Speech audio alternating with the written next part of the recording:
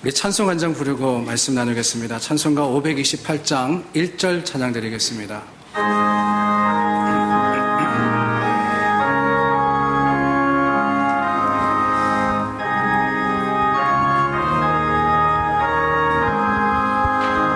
오라 방황치 말고 오라 죄 있는 자들아 이리로 오라 주 예수 앞에 오라. 주님은 오늘 또 죄 많은 우리를 부르시고 우리가 주님 앞에 나오기를 원하십니다. 기다리십니다. 우리는 하나님의 음성을 듣고 용기 있게 주님 앞에 서야 합니다. 그런데 여러분, 이게 쉽지가 않다 하는 게 문제입니다. 주님 앞에 나아가야 하는 것을 알기는 아는데 왜 찬송가나 성경 말씀에 보면은 하나님께서 우리를 오라 하시는 그러한 가사가, 그러한 내용이 참 많지 않습니까? 예수 앞에 나오면 우리를 축복하시고 우리와 함께 하시겠다 그랬습니다. 마음속에 근심 있는 사람 주 예수 앞에 달려라. 그냥 어디 골방에 들어가서 하라는 게 아니고 주 예수 앞에, 주님 앞에 나오라는 거예요. 나와서 아뢰라는 겁니다. 예수 나를 오라 하네 예수 나를 오라 하네. 찬송은 부르기는 부르는데 정말 하나님께서 나를 오라 하고 계신다는 것 여러분 마음으로 느끼시고 또한 그 말씀 앞에서 내가 주님 앞에 가야 되겠다 결심하십니까? 사실 어렵습니다. 주님 앞에 나와서 그냥 예배 드리라 하는 것도 아니고요. 시간이 되면은 주님의 이 일을 해라 하는 것도 아니라 주님 앞에 나오라, 오라 하는 그 말씀이 마음에 버겁기도 하고 때로는 그 명령 앞에서 어쩔 줄을 몰라 하는 것이 우리의 삶의 모습입니다. 더더군다나 잘해서 오라 그러면 좋은데, 그죠? 상 받으러 오라 그러면 누구든지 다 가지 않습니까? 아마 어디서 돈 받으러 오라 그러면은 그냥 직장 하루 쉬고도 다 쫓아갈 것 같아요. 근데 주님께서 오라 그러실 때는 잘했다고 오라 그러는 게 아닌 것 같습니다. 찬양에도 보면은 죄인들아 오라 그러셨고요. 오늘 말씀에도 보면은 와서 변론하자 그러시니까 영 마음의 부담이 아니 될 수가 없습니다. 그러다 보니까 우리는 주님 앞에 나오기보다는 주님으로부터 도망가기가 일수입니다. 회개하며 주님 앞에 솔직한 모습으로 나와야 하는데 마치 선생님 앞에 끌려가는 학생처럼, 왜 학교 다닐 때 그런 경험 있지 않으십니까? 선생님이 교무실에 오라라고 이야기를 하는 거예요. 이 선도 학생을 보내다가 야 누구누구 데리고 와서 아무개 선생님이 너 오라 그래 전하면은 그 말을 들은 순간부터 어떻습니까? 가슴이 쿵쾅쿵쾅하죠. 이거 어떻게 되나, 어떻게 하면 안 갈 수 있을까 고민하게 됩니다. 왜요? 지레 짐작하는 거죠. 뭔 큰일이 생겼구나.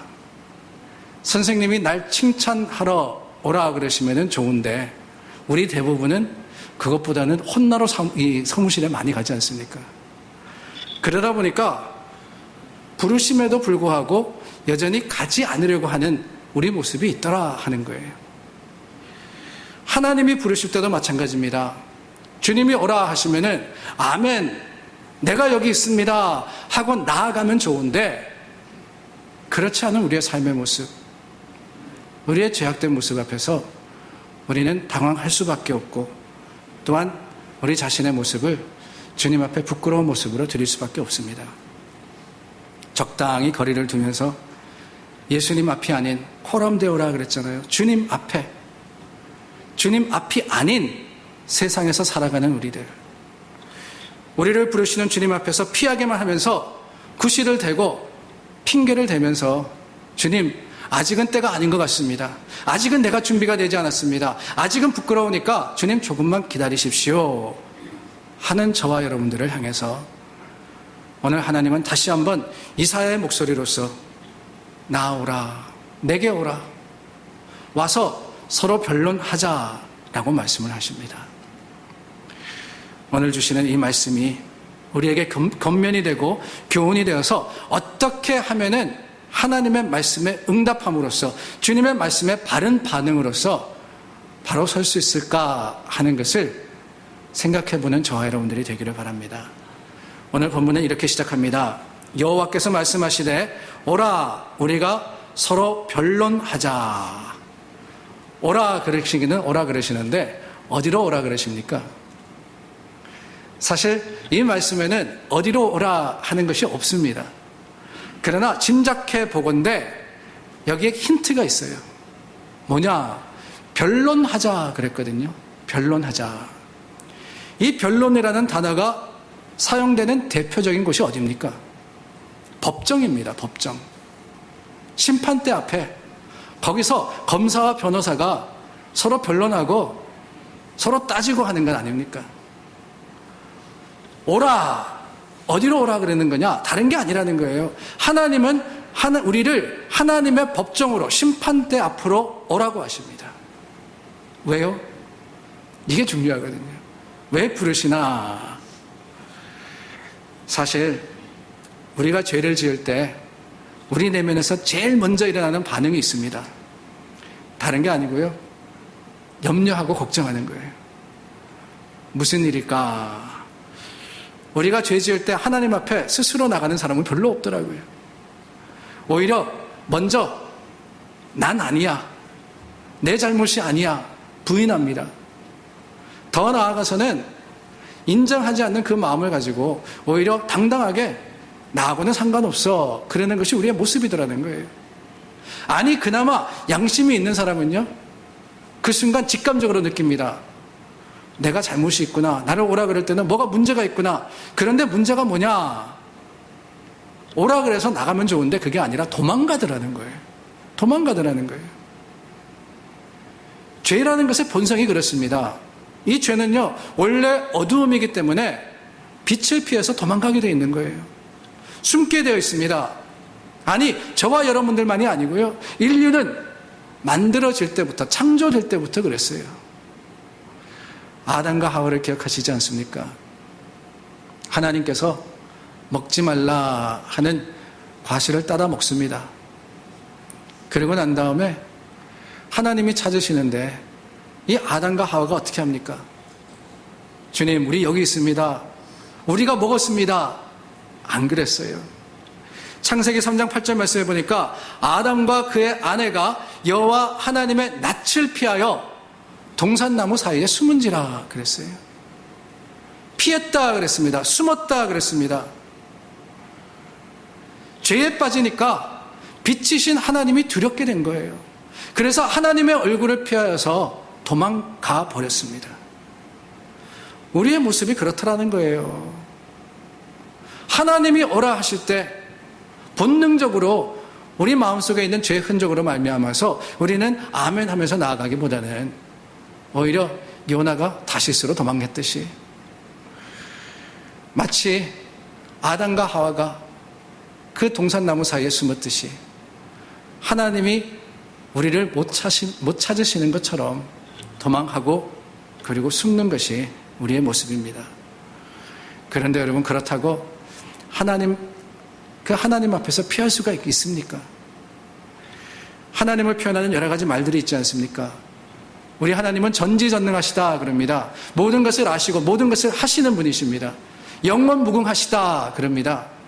영원토록 변함이 없으시고 존재하시는 분이십니다. 그런데 그 하나님을 표현하는 말 중에 어떤 말이 있냐? 무소부재하다 하는 말이 있어요. 무슨 뜻입니까? 하나님은 모든 곳에 다 계신다는 거예요. 모든 곳에 다 계신다는 겁니다. 우리가 어디에 가든지 어디에 숨든지 그곳에 하나님의 임재가 없는 것이 아닙니다.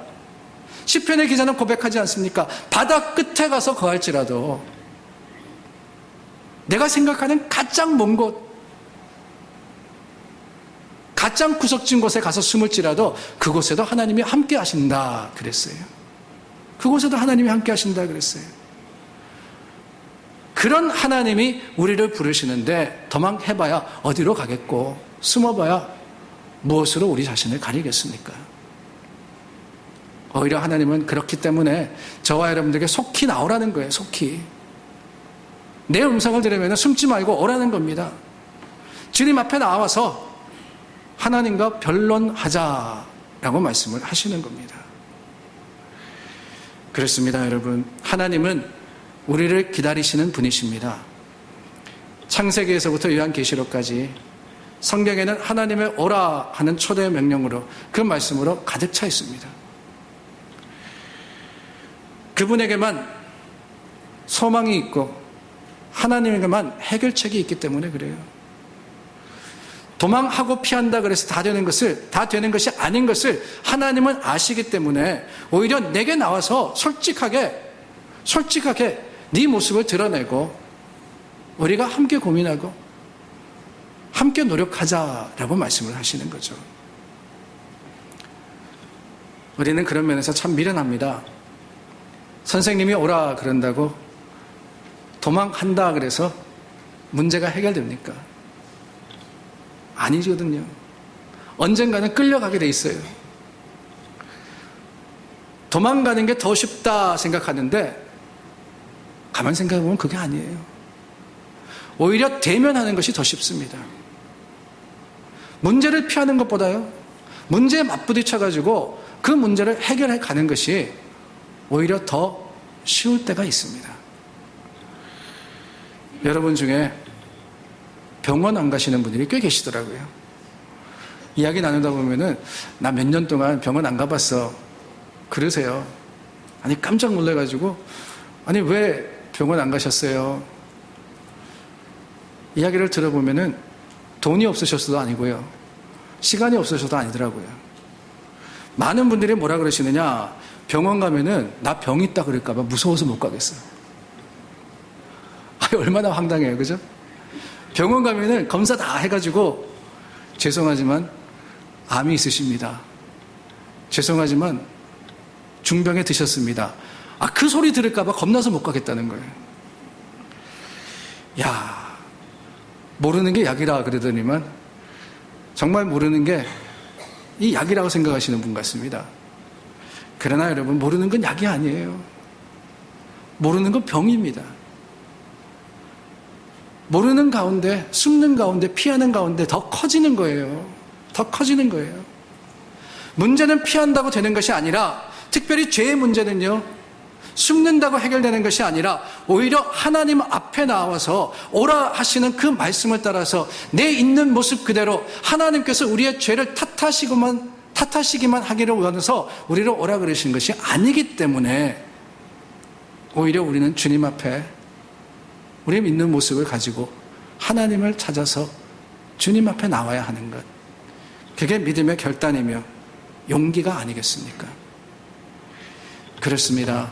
오늘 말씀은요, 그저 오라, 내가 너를 심판하리라, 내가 너의 죄를 따지리라 하시는 하나님의 말씀은 아닙니다. 우리가 서로 변론하자 그랬는데요, 이 변론하자 하는 같은 구절을 영어로 보면 이렇게 되어 있습니다. Come now, let us reason together 라고 되어 있어요. Let us reason together. 이 영어 번역이 참 흥미롭습니다. reason together 하는 것은요, 생각해 보자는 거예요. 그냥 따지는 게 아니라 문제가 뭔지, 이유가 어디에 있으며 왜인지를 생각하여서 알아보자라고 하는 것이 변론하자 하는 말의 의미입니다. 왜 그렇습니까?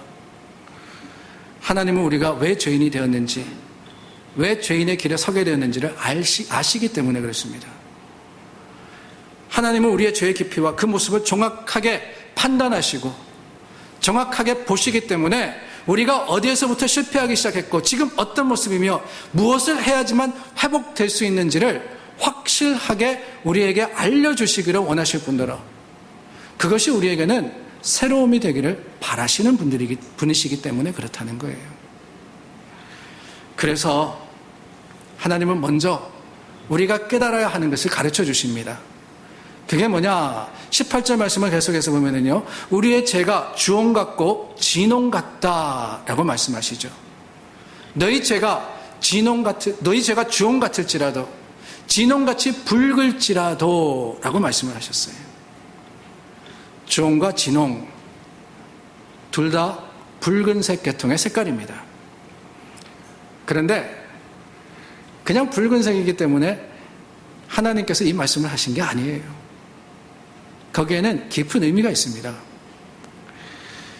제가 어릴 적에 가을이 되면은 시골 할머니 댁에 가곤 했습니다. 근데 가을이 되면은요, 풍성해요. 할머니 댁에 가면은 여러 가지 이 채소 같은 것들도 많고, 특별히 가을에 과일들이 무르익어서 따지 않습니까? 할머니 댁에 지금도 기억나는 게 아주 큰 감나무가 있었거든요. 저희 교회도 감나무가 있는데, 할머니 댁의 감나무는요, 그 심겨진 장소가 특별해가지고 그랬던 것 같아요. 그때만 하더라도 푸세식 화장실이었거든요. 근데 그 화장실 바로 옆에 있었어요. 바로 옆에. 화장실 문 나오자마자 바로 옆에 거기 감나무가 심겨져 있었는데 얼마나 아름드린지 모릅니다. 또 감도 열리는데요. 이게 주먹 2배 정도가 돼요. 그러면 사촌 형들하고 가을에 장대 가지고 그거 따는 게 재미입니다. 따다가는 바로 먹기도 하고 할머니가 그거를 항아리에다가 넣어가지고 창고에 넣어두시거든요.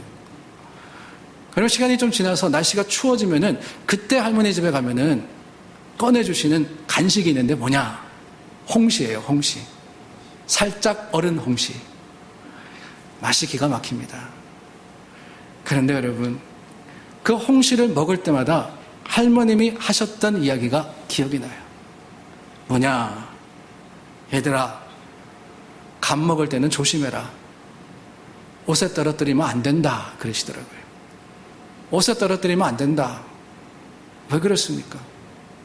간물 되면은요, 안 빠지거든요. 간물이 되면은 안 빠져요. 그래서 옷 베리니까 조심해서 먹어라. 그러셨던 것이 기억이 납니다. 오늘 말씀에 주홍과 진홍이라 그러셨는데 이 색깔들은요, 그냥 붉은색만이 아니라 당시 사회에서, 당시 상황에서 물을 들이는데 가장 지워지지 않는 색깔, 특별한 재료를 사용해서 들인 물의 색깔이 바로 주홍과 진홍이었기 때문에 이사야를 통해서 하나님께서 죄에 대해서 말씀하시면서 바로 이 2가지의 색깔을 언급하셨던 겁니다. 우리 죄가 그렇다는 거예요.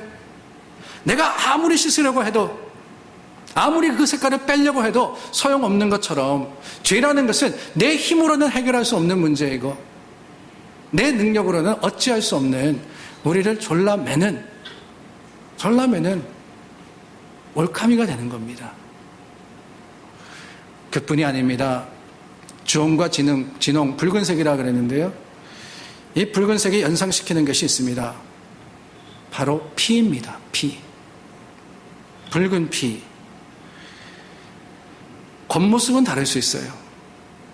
피부 색깔도 다르고 때깔도 다르며 입고 지내는 모습도 다를 수 있지만, 아니, 지난주에도 나누었지만은요, 화장하면은요, 하얀 피부도 검어질 수 있고 검은 피부도 하얘질 수 있어요. 그러나 내 모습이 어떠하든지 내가 그것을 감추고 숨기고 한다 할지라도 여전히 변하지 않는 것이 있는데 우리 몸에 흐르는 피는 여전히 붉은색입니다. 인종과 그 배경을 뛰어넘어서 우리 몸에는 붉은 피가 흐르고 있어요. 보이지 않지만은 드러내면 어쩔 수 없는 것. 죄와 같이 우리 가운데도 우리는 죄로 물들므로 인하여서 씻을 수 없는 이 붉은 피가, 붉은 죄가 흐르고 있더라 하는 거예요. 태어나면서부터 우리는 죄인이며 날마다 죄의 생각과 죄의 마음으로 살아가기 때문에 이 죄가 우리 가운데 지금도 흐르고 있습니다. 아무리 아니라 할지라도요, 아무리 해결한다 할지라도, 아무리 지우려고 해도 스스로는 희망이 없더라 하는 거예요. 사람들이 보기에는 그럴싸할 수 있습니다. 아, 저 사람만큼만 되면, 아니, 스스로 생각해도 나는 의롭다 할 수도 있어요. 그러나 주홍과 진홍의 그 죄는요, 우리 힘으로는, 우리 능력으로는 도무지 해결할 수 없는 영원한 무게이자 짐입니다. 하나님은 우리가 먼저 이 사실을 깨닫기를 원하시는 거예요. 오라, 우리가 변론하자. 무엇을 변론하느냐? 무엇보다도 나는 죄인이라는 것을 깨닫게 해주시려고 주님은 저와 여러분들을 부르시고 그 십자가 앞에 설 때, 십자가를 바라볼 때 나의 삶의 모습은 어떠하든지 간에 내가 여전히 주님 앞에 부끄러울 수밖에 없는 자라 하는 것을 알게 해주시는 겁니다. 그런데 여러분, 그것만이었다면은 사실은 도망하고 싶을 것 같아요. 숨고 싶을 것 같아요. 그런데 주님께서 변론하자 하실 때는 너 죄인이야 만이 아니라 그럼에도 불구하고 주님의 주시는 은혜가 있다 하는 것을 일러주기 원하시기 때문입니다. 18절 말씀입니다. 오라 우리가 서로 변론하자. 너희의 죄가 주홍 같을지라도 눈과 같이 희어질 것이요 진홍같이 붉을지라도 양털같이 희게 되리라. 이게 복음이에요. 이게 우리는 모두 죄인이지만은 예수 그리스도의 보혈의 역사로 말미암아서 우리의 붉은 죄가 어쩔 수 없는 그 죄의 흔적이 용서받게 되고 이제는 우리가 주님 앞에 새로워진 모습으로서 감히 하나님을 바라며 주님을 찬송하며 주님의 얼굴을 볼 수 있는 것, 여호와의 낯을 피해서 도망하는 것이 아니라 주님의 얼굴을 향해서 나올 수 있는 것, 그 특별한 은혜가 저와 여러분들에게 주어졌음을 하나님은 우리에게 알려주시기를 원해서 저와 여러분들에게 오라 하시는 거예요. 그렇습니다. 우리는 어떤 방법으로도 우리 가운데 흐르는 죄를 해결할 수 없지만은 복음은요 분명히 선포하십니다. 요한일서 1장 7절입니다. 그 아들 예수의 피가 우리를 모든 죄에서 깨끗하게 하실 것이다 그랬어요. 예수님의 피가 우리를 모든 죄에서, 큰 죄만이 아니에요. 세상 사람들이 다 경악하는 그런 죄만이 아니라 날마다 짓는, 알고 짓기도 하고 모르고 짓기도 하고 우리 연약함과 부족함 때문에 일어나는 그 죄의 모든 일들, 이 모든 죄에서 우리를 깨끗하게 하시는 것, 주홍과 진홍 같은 지울 수 없는 흔적을 깨끗하게 흰 눈과 양털과 같이 씻으시는 것은 십자가의 보혈이며 예수 그리스도의 은혜인 것을 하나님께서는 우리에게 말씀해 주시고 선포해 주시는 겁니다. 그러고 보면은 오라 우리가 서로 변론하자 하시는 이 변론은요 결국에는 변호해 주시는 것이 아닌가 하는 생각이 들어요. 심판자로서만이 우리에게 오시는 것이 아니고요. 물론 우리의 모든 허물과 죄를 주님께서는 심판하실 겁니다. 그러나 그날에 이르기까지 우리 연약함을 아시기 때문에, 부족함을 아시기 때문에 하나님은 변호자로서 우리의 죄를 용서하시기를 원하시고 그 죄를 깨끗하게 씻겨주시기를 바라시는 거예요. 시편 103편입니다. 동이 서에서 먼 것 같이 우리의 죄가를 우리에게서 멀리 옮기셨으며, 이사야서 43장을 말씀하십니다. 나는 나를 위하여 내 허물을 도말하는 자니 내 죄를 기억하지 아니하리라. 우리 하나님께서는 우리가 회개하고 용서를 빌면 그 죄를 용서하시되 주홍 같은 죄를 희게 하실 분대로 진홍 같은 죄도 양털같이 되게 하신다 그러셨어요. 죄를 우리로부터 옮겨주시고 게다가 한 번 용서하신 죄는 기억하지 아니하리라. 기억하지 아니하리라. 우리 하나님 어떤 하나님이라고 말씀드렸어요? 전지전능하신 하나님이라고 그랬잖아요. 모든 것을 아시고 모든 것을 행하시는 하나님이신데 그 하나님이 잊어버리신답니다. 여러분, 잊어버린다는 게 어떻게 하면은 생각하는 것보다 더 힘든 일이 아닌가 하는 그런 느낌이 들 때가 많아요. 우리가 그렇지 않습니까? 세월이 지나면 좀 잊어버려야 되는데 왜 그렇게 생각이 나는지, 누가 10년 전에 30년 전에 내게 섭섭하게 했던 것 그거 30년이 지나도 안 잊어져요. 기억하지 아니려 하리라. 우리도 쉽지 않은데 전지전능하신 하나님께서 기억하지 아니하리라 하신 것은 특별한 은혜이자 우리를 향하신 하나님의 사랑하심의 증거가 아닐 수가 없습니다. 사실 우리가 우리 자신에 대해서 박하지 하나님은 우리를 선대하시는 분 아니십니까?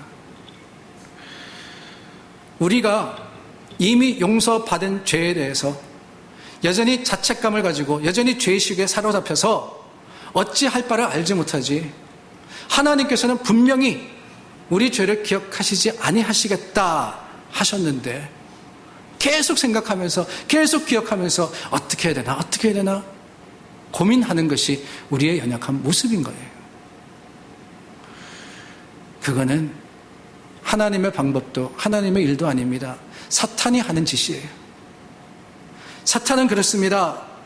죄로부터 자유함을 받은 성도들인데 그 성도들을 어떻게 욕하느냐? 여전히 너는 문제가 있어. 여전히 너는 죄인이야.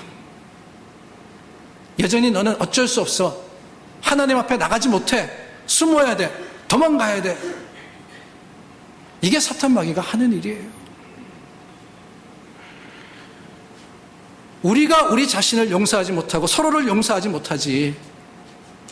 하나님은 오라. 오라. 내가 너희 모든 죄를 용서할 뿐더러 더 이상 기억하지 아니하리라 하시는 분이심을 우리가 기억하건대 오늘 저와 여러분들은 주님 앞에 순종함으로써 하나님의 부름에 응답함으로써 주님을 향하여서 나아가는 담대한 용기 있는 사람들이 되기를 원합니다. 그렇습니다. 우리 앞에는 선택이 주어졌습니다. 19절과 20절 말씀해 보니까 즐겨 순종하는 자와 거절하여서 배반하는 자의 결말이 기록이 되어 있습니다.